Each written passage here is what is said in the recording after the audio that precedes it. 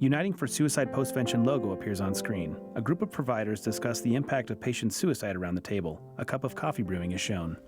I know I've been really profoundly affected by suicide loss.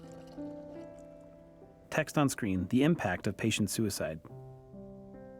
Part of what I think we're battling is the limits that are being placed on conversing about this way of dying.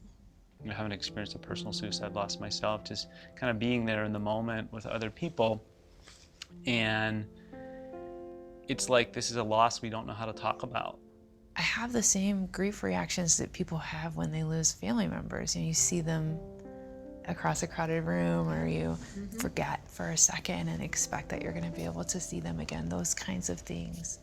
They come into my dreams, they come into my thoughts.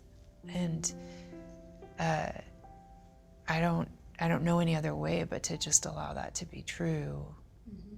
You just allow that feeling to be there because it's part of you being human. Learning to be compassionate towards myself, that's been a really important element of the experience. That compassion for ourselves, I think, also can translate into compassion for our peers when we see them going through that too. The idea that being personally touched by a suicide calls into question our objectivity or our efficacy as therapists, because it's most of us. I think working with patients has actually been very healing for me, because my inclination right after a loss like that is to pull back clinically. It's what I want, but it's not what I need. And if I can push through that fear and those feelings and connect with a person, and that's actually really been the reason that I can continue to do this.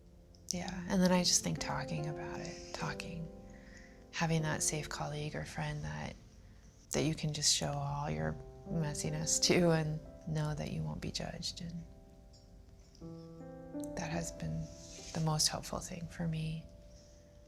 Yes, certainly I think some of the things that really have stood out, like trusted, safe colleagues or people in my personal life, have been enormously helpful. But I think there is this balance between sort of going outward and going inward, sort of having some exterior support, but also room for things like reflecting or writing has been helpful to me in processing experience, but still also acknowledging this is such an ongoing journey. Yeah. And I'm still kind of figuring it out. Me too. Yeah. Although the journey after losing a patient to suicide may look different for each provider, it is important for providers to give themselves the permission to experience the personal and professional impacts from the loss. The Provider section for Uniting for Suicide Postvention offers resources designed specifically for providers who've experienced a suicide loss.